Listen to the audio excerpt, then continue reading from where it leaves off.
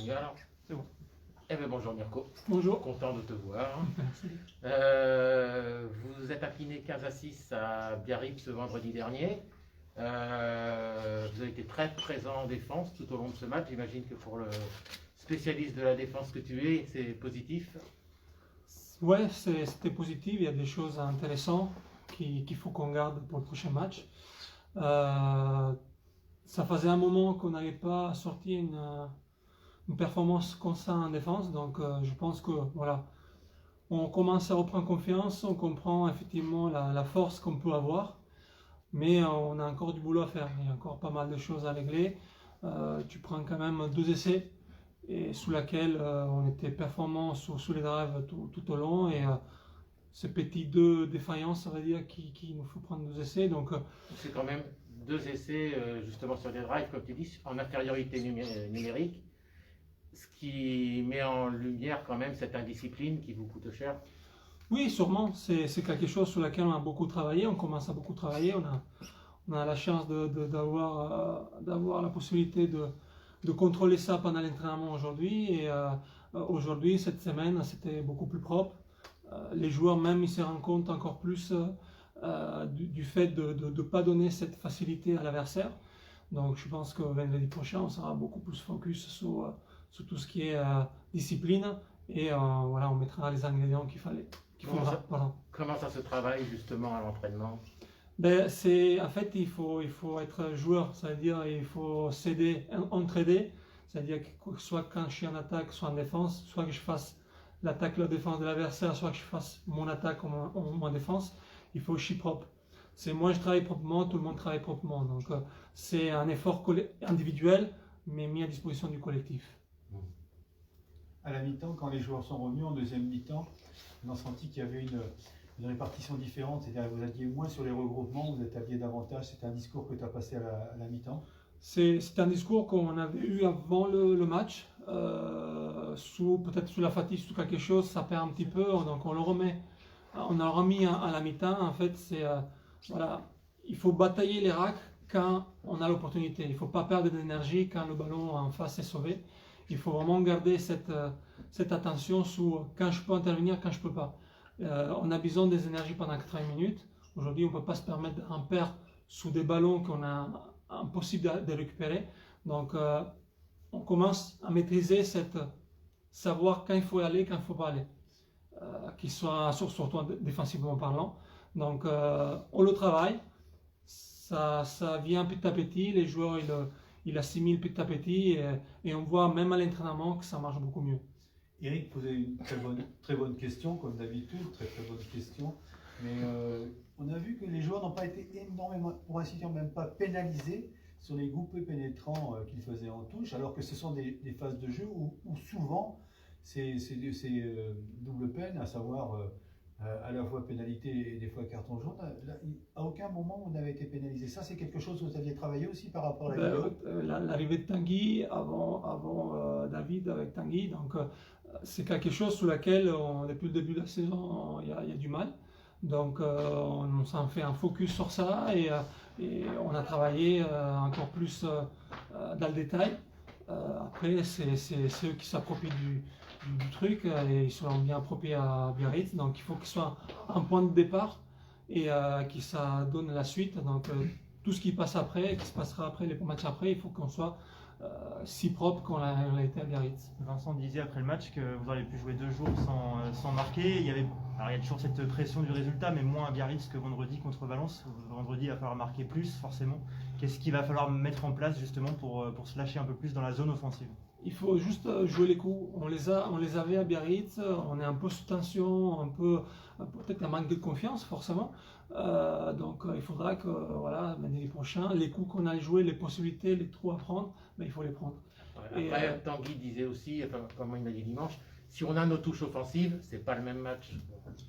C'est sûr, il y a plein de petits détails à régler. Chose sur laquelle on a mis l'accent cette semaine. Petites choses qui peuvent faire la différence dans une touche, une bonne défense, la passe de plus. Donc il y a plein de petits détails qui en règle, sur laquelle on a mis vraiment l'accent toute la semaine. Il faudra après la transformer en match vendredi. C'est quelque chose, on essaye de donner le max d'informations, en même temps on essaie de les faire travailler aussi. Ce qui est intéressant, que les joueurs, ils apprennent vite, et ils ont bien réglé la mire cette semaine, et il faudra la régler encore plus vendredi. Mirko, vous avez un petit peu remanié cette ligne de 3/4 avec une paire de Sanju Leven, Dorian Jones et Iban à l'arrière. Comment tu les as trouvés au niveau de l'orchestration? J'ai trouvé bien, on a pas mal travaillé surtout sur les extérieurs. J'ai trouvé qu'on a bien fermé les portes extérieures, donc on a empêché une équipe de Biarritz qui met bien manier le ballon, surtout aller chercher les extérieurs. On lui a fermé cette porte qui pour eux c'est important, et du coup on les a mis en difficulté. Chose qu'il faudra mettre en place vendredi, la même chose, fermer cette porte extérieure,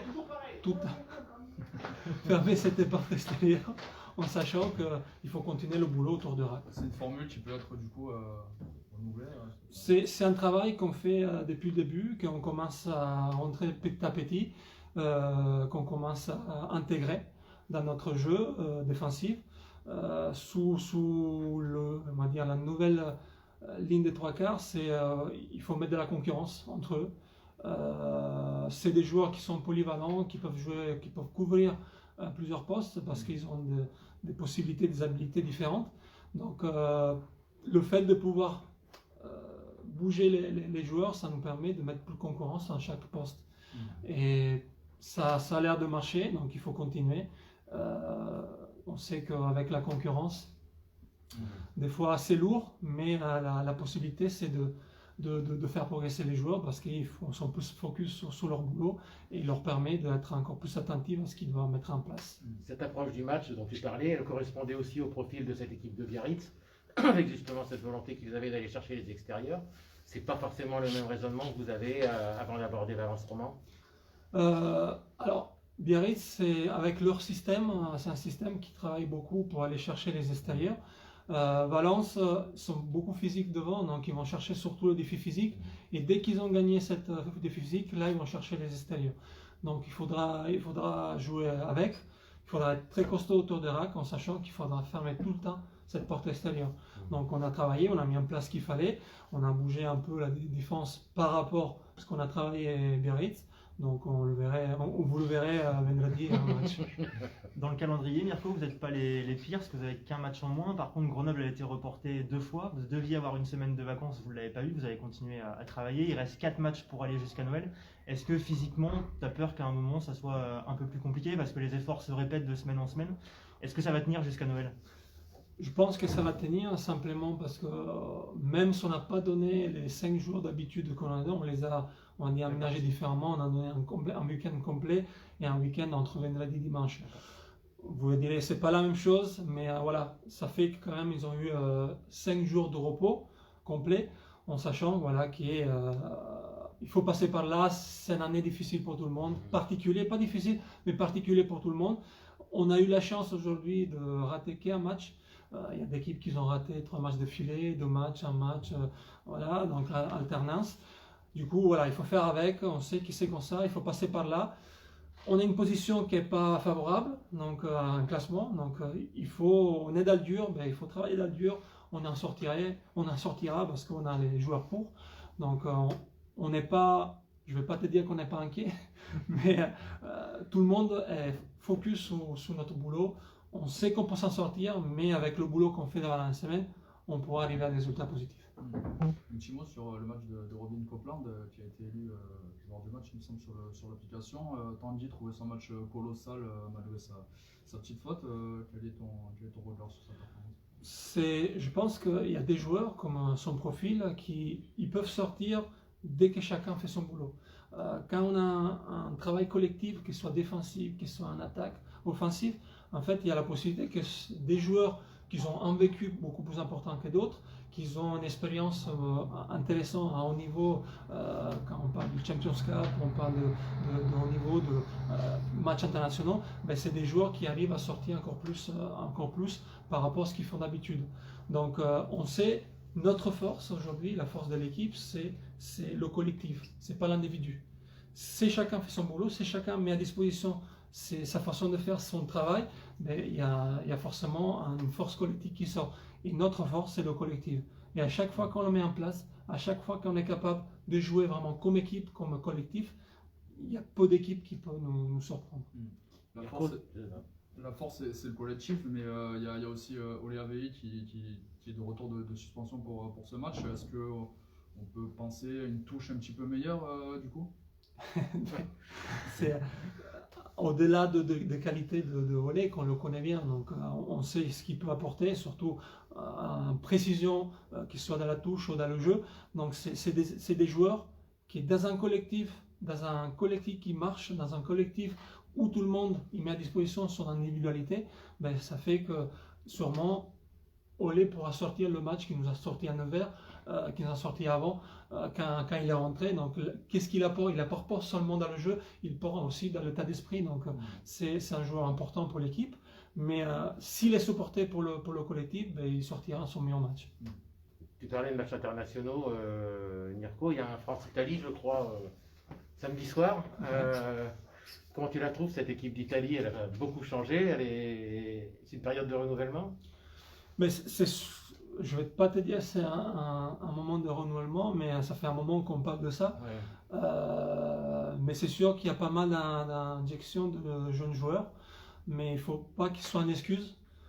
Il faut que les jeunes apportent quelque chose en plus, parce qu'ils ont la jeunesse, ils ont la vitesse, ils ont l'enthousiasme, supportés on va dire, les plus anciens. Aujourd'hui, il n'y en a pas beaucoup, presque pas, mais ceux qui ont plus d'expérience, il faut qu'ils les supportent et qui amènent cet enthousiasme des jeunes à donner plus de force à cette équipe.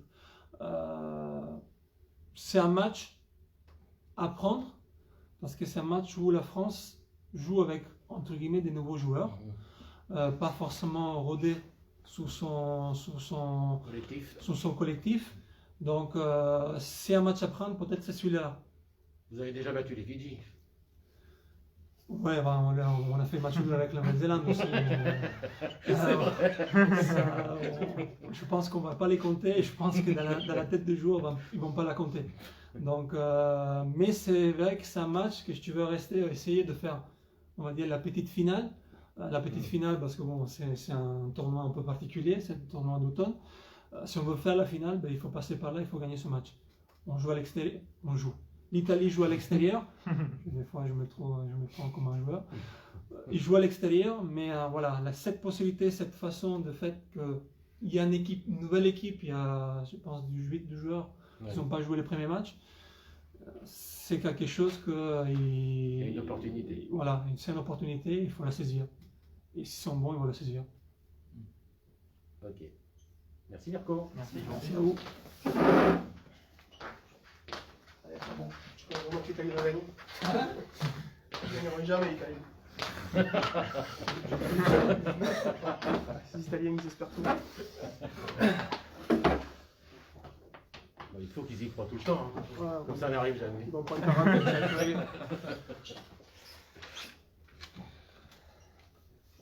On y va. Eh ben, bonjour Paul. Salut. Movember? Ouais. Ouais. On se mobilise. D'accord. Nouveau style pendant un mois. Bon, on a beaucoup parlé de ce match à Biarritz avec Mirko. On a notamment évoqué rapidement les problèmes de la touche. Toi, tu es aux premières loges dans ce secteur de jeu.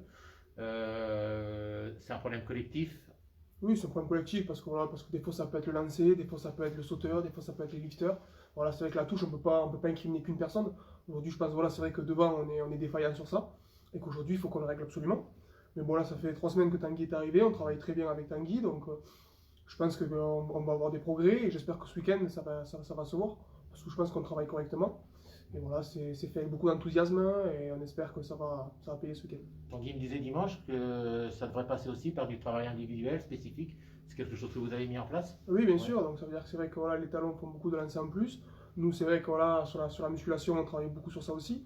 Donc c'est vrai qu'il y a un effort qui est fait en plus sur le secteur de la touche. Parce qu'aujourd'hui, c'est vrai qu'on a les 3 quarts de feu et que s'ils n'ont pas les ballons, c'est compliqué. Donc il faut que ces 3 quarts aient ces ballons pour qu'on puisse jouer les coups.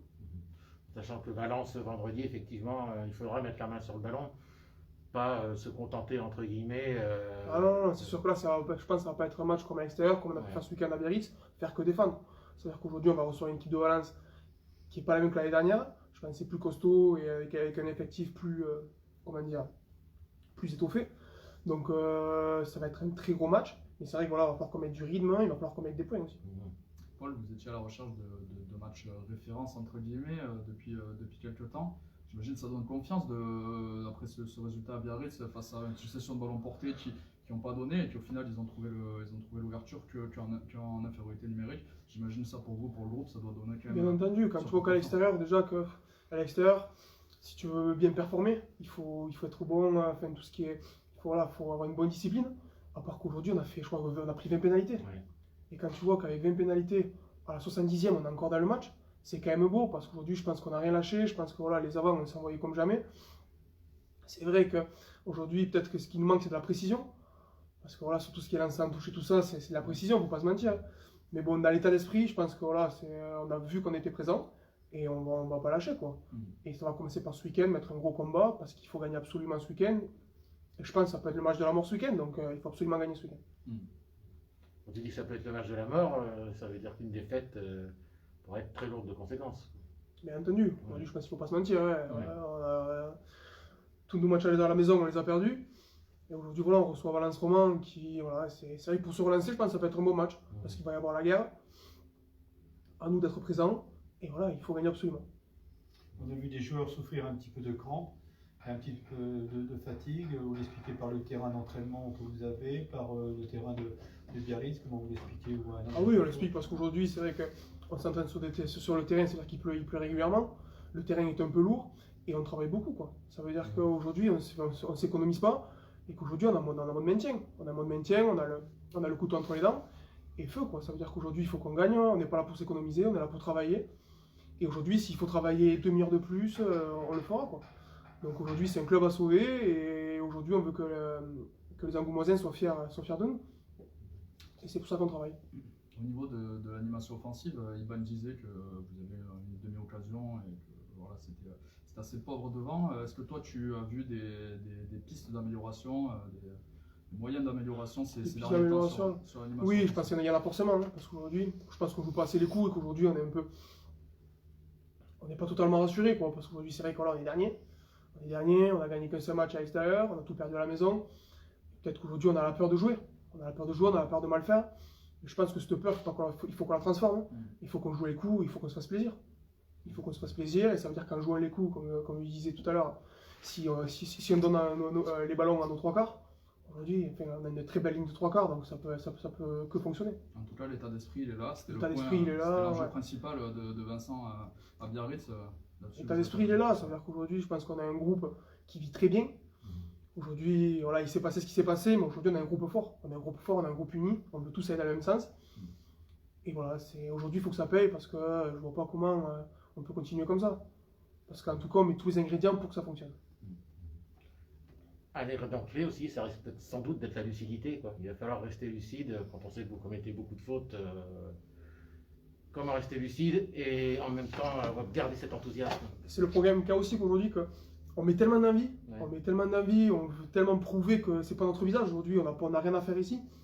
Qu'il y a toujours cet excès d'agressivité qui fait qu'on se met à la faute, qui fait qu'on fait le mètre de trop, qui fait qu'on se prend hors jeu, qui fait qu'on gratte le ballon et qu'au final on a la faute. Donc c'est vrai qu'aujourd'hui cet excès d'agressivité, il faut qu'on le transforme en sérénité. Il faut qu'on le transforme en sérénité et qu'on joue serein. Voilà, comme je disais tout à l'heure, s'il y a la passe en plus à faire, il faut qu'on la fasse, il faut qu'on joue les coups à fond et qu'on n'ait pas peur et qu'on soit sûr de nos forces. C'est la confiance qui manquait ces dernières semaines. La confiance qui manque à ce moment et je pense qu'aujourd'hui si on arrive à remettre... Voilà, si on arrive à gagner un match et à se remettre, comment ça s'appelle, à s'enlever de cette zone rouge, je pense que ça peut fonctionner. Un petit mot sur le match de Robin Copeland, ton compère à côté, qui a été élu homme du match du coup par les supporters. Comment tu l'as trouvé d'un point de vue individuel? Ah, mais c'est un joueur en norme, déjà physiquement c'est un bel athlète, il est costaud. Derrière, il a un vécu que personne n'a ici. Donc c'est vrai qu'aujourd'hui, il a fait une bonne performance, même malgré ça, il s'est fait prendre sur un carton jaune. C'est vrai que voilà, on ne peut pas l'empêcher qu'il veut bien faire. Non, aujourd'hui, c'est vrai que ce genre de joueur nous fait du bien. Mais aujourd'hui, moi je pense qu'on ne peut pas résumer une équipe à un joueur. Tu vois, on ne peut pas résumer l'équipe Aujourd'hui, ce qu'il faut, c'est que voilà, c'est vrai que Robin fait de bonnes performances. Il faut que le collectif se mette à son niveau. Mais voilà, c'est vrai qu'aujourd'hui, il a brillé sur ce match. Mais sur les autres matchs, il faut que, voilà, admettons, il faut que ce soit un Ledou qui brille, il faut qu'un Iban arrive vite qui brille aussi. On ne peut pas se permettre que ce soit qu'un joueur qui brille. En tout cas, cette troisième ligne, elle commence à s'installer. On a l'impression avec Quentin et Robin, ça tourne bien. Tu as ton impression là-dessus? Ouais, après, oui. Non, après, on a un groupe qui fonctionne bien. La troisième ligne, ça se passe très bien aussi. Il y a Hugo qui est jeune, mais qui nous fait travailler aussi. Ça veut dire que quand on fait des oppositions, il ne nous rend pas la tâche facile aussi. Il y a Gauthier Gibouet, malheureusement, qui se blesse régulièrement. Mais bon, il n'a pas de chance, mais je pense que quand il va arriver, il peut amener aussi une plus-value.